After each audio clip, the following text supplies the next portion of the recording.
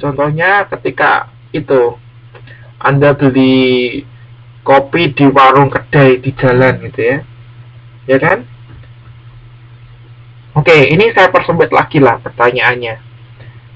Misalnya Anda beli kopi, ini di sini juga ada ya. Anda beli kopi di kedai pinggir jalan, maka yang Anda beli produk. Nah, dalam hal ini artinya produk bagian dari merek atau merek bagian dari produk.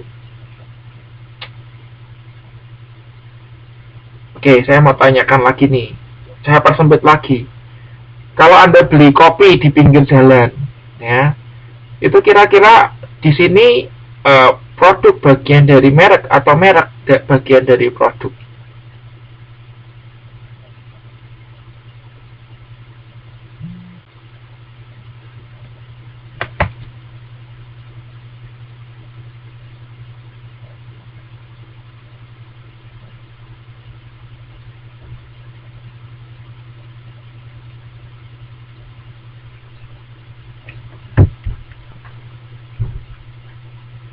Jawabannya bukan, terbalik Anda nanti.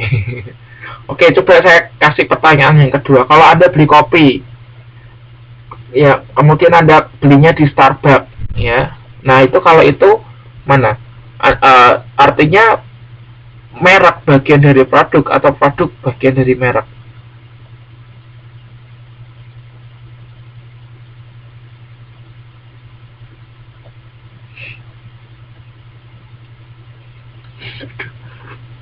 Oke, Mbak Julia, silahkan buka inisiasi 3 halaman pertama ya. Baru selesai mandi pasti. Oke lah, saya buat kesimpulan aja, terlalu lama nanti. Jadi kalau Anda beli kopi di kedai, artinya kan Anda tidak peduli kan kopi apa sih mereknya gitu ya. Nah, dalam hal ini artinya adalah merek bagian dari produk. Karena yang terlihat yang utama itu adalah produknya bukan mereknya gitu ya. Benar nggak? Ya. Nah, kalau Anda beli kopi di Starbucks, yang Anda lihat itu adalah mereknya gitu ya, makanya harganya mahal di Starbucks. Nah, artinya apa? Artinya produk itu bagian dari merek. Jadi mereknya itu yang utama, bukan produknya yang utama gitu ya. Kalau produknya kopi, kopi pun di mana-mana ada gitu ya. Tapi Anda beli brand, Anda beli merek gitu ya, mereknya Starbucks seperti itu. Ngerti ya hubungan antara produk vs merek ya? Oke, anyway, jadi kalau misal ada yang tanya gitu ya, sebetulnya produk itu bagian dari merek atau merek bagian dari produk sih? Semuanya betul, tergantung seperti apa. Kalau misalnya ekuitas atau ekuitas atau nilai suatu produk itu ekuitas merek atau kekuatan merek itu lebih besar, artinya itu produk bagian dari merek ya. Ya betul, tergantung tapi jangan sampai ya. Oke, tergantung ya. Jadi kalau misalnya merek itu mempunyai ekuitas merek yang lebih tinggi dari produk, artinya produk itu bagian dari merek.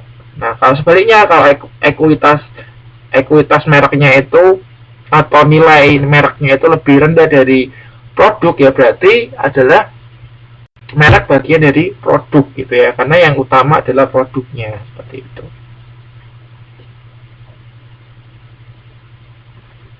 Ya, ngerti nggak? Maksudnya jelas nggak ini? Ya,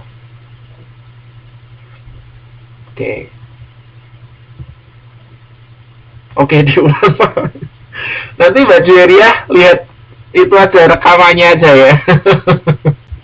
Diulang. Yuk, kita waktunya dikejar waktu ini. Kita lanjutkan saja. Nanti kalau belum jelas, Anda silahkan belum jelas ya. Contoh lagi Pak. Jadi maksudnya gini, Mas Triwahyu, Muhammad Triwahyu. Jadi kalau Anda beli produk, kemudian yang Anda nggak mikir mereknya apa, pokoknya yang Anda cari itu produknya. Itu artinya apa? Artinya merek bagian dari produk gitu ya. Karena yang Anda lihat tuh produknya. Jadi merek itu cuman bagiannya. Bagian tuh artinya kan tidak bukan inti ya. Yang inti itu produknya gitu. Nah, tapi ketika Anda beli barang, kemudian beli baju misalnya. Ya, ketika Anda beli baju yang Anda lihat mereknya, oh mereknya Zara, saya mau beli merek Zara. Nah, itu artinya apa? Artinya produk itu bagian dari merek gitu loh, seperti itu. Ngerti nggak?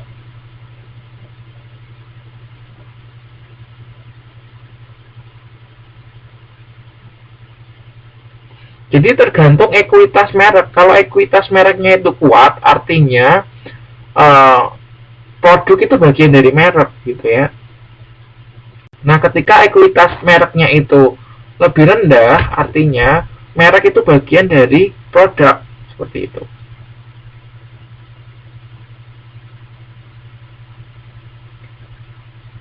Oke. Jadi sebetulnya ini hubungan produk dan merek itu hubungan yang baik-baik saja, tidak ada masalah ya. Jadi jangan bingung, mereka baik-baik saja kok, masih bersahabat.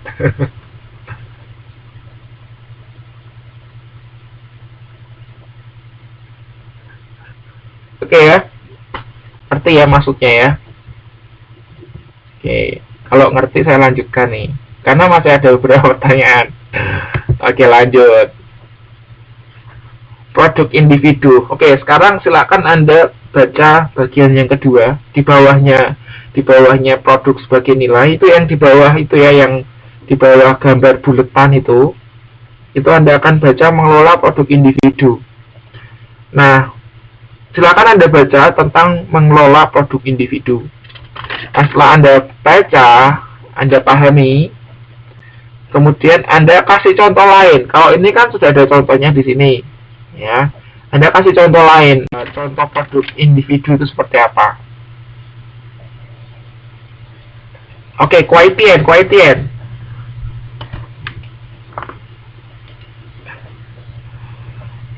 Oke, yuk. Anda beri contoh mengenai produk individu. Setelah Anda baca, Anda pahami, oh, produk individu seperti ini. Contohnya ini, Pak. Gitu. Kalau ini di sini dicontohkan itu ya, mobil Grand Livina. Anda boleh kasih contoh lagi. Oke, ini Mbak Indriati, kopi Nescafe original. Dijelaskan dong, jangan cuman kopi Nescafe original. Maksudnya apa itu kan?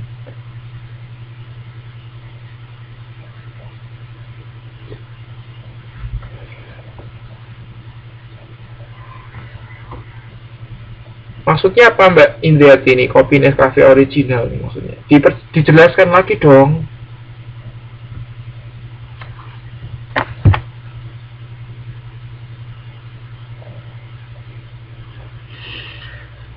Oke. Maksudnya iya betul. Maksudnya kopi Nescafe itu ada variasinya yang lain. Jadi kan setahu saya ada kok Nescafe original dan Nescafe apa ya, Nescafe 3 in 1 itu ya kalau nggak salah ya. Nah, Nescafe original itu merupakan varian yang berdiri sendiri, makanya dikatakan individu ya. Betul Mbak Jati, betul. Ada lagi Mbak contoh lain? Ayo Mbak Yusni mana nih? Mbak Yusni sudah pamit ya tadi ya. Mbak siapa coba?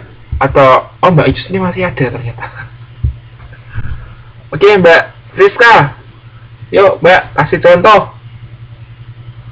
contoh mengenai produk individu. Oke ya, enggak masalah, ayo yang bisa saja. Mas Tri, ayo Mas Tri, contohnya apa? Ya, silakan dibaca.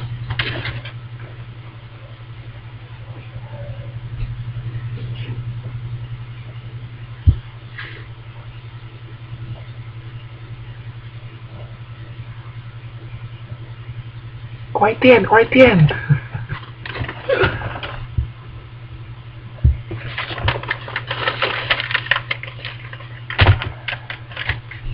Contohnya tuh banyak dan gampang gitu. Pokoknya ketika Anda menyebutkan satu produk tertentu di mana produk itu sebetulnya mereka punya varian banyak, itu dinamakan produk individu ya.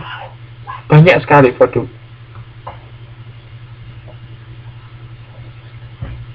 Oke, saya sebutkanlah salah satu. Ini HP saya iPhone 4. Itu termasuk salah satu produk salah satu produk individu.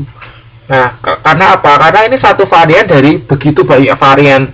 iPhone kan ada iPhone 4, iPhone 4S, ada iPhone 5, iPhone 5S bentar lagi akan keluar. Jadi ada iPhone 3, ada iPhone 3, ada iPhone 3G dan sebagainya. Nah, itu salah satu contoh lainnya ya. Jadi ketika kita ngomong iPhone 4, itu berarti itu produk individu ya. Atau ketika Anda sebut tentang apa? Samsung Galaxy Note 2, itu juga Samsung Galaxy Note 2 itu salah satu produk individu. Nah, ketika Anda sebutkan lini produknya, ini kita masuk ke lini produk. Jadi lini produk Galaxy itu ada Galaxy Note 2, Galaxy Note 1, kemudian atasnya lagi ada Galaxy S1, Galaxy S2, Galaxy S3. Nah, itu dinamakan Indomie itu dinamakan lini produk. Nah, Indomie itu juga kacang Garuda boleh, kacang atom, kacang bawang, kacang pedas, betul sekali. Nah, jadi produk individu itu satu produk tertentu yang dikeluarkan dari sekian banyak varian produk yang dikeluarkan oleh sebuah perusahaan. Ya, oke, ngerti ya? Contohnya bisa ya Anda bisa pahami ya mengenai ini ya. Nah, that's a good question. Kenapa malam ini suara saya keras? Karena saya sekarang ada di kamar. Kalau minggu lalu kita belajarnya di ruang belajar. Jadi ruang belajar kalau kita rame-rame itu pasti akan dimarahin. Tapi kalau di kamar kan it's okay. Cuman saya tahu sebentar lagi roommate saya akan tidur, makanya cepet. Oke, lanjut. Jadi ngerti ya contohnya ya. Hey guys, sorry, I'm still on class, so okay, I'm going to finish as soon as possible. Maybe around 10 minutes. Okay, sorry. Anyway, teman saya orang Filipina, dia mau tidur sekarang, sudah mematikan lampu.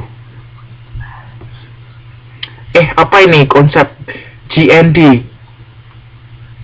Di mana Anda menemukan itu konsep GND?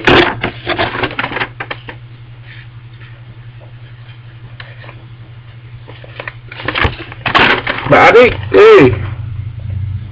di mana Anda menemukan ini konsep GND? Aduh, bentar, Patricia. 4.7. Ini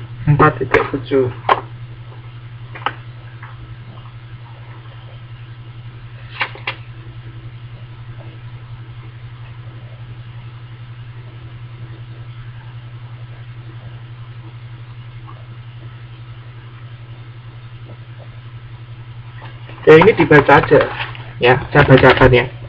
Oke, 4.7. Peningkatan maupun penurunan kualitas. Loh, Anda kok bisa baca sampai sini sih?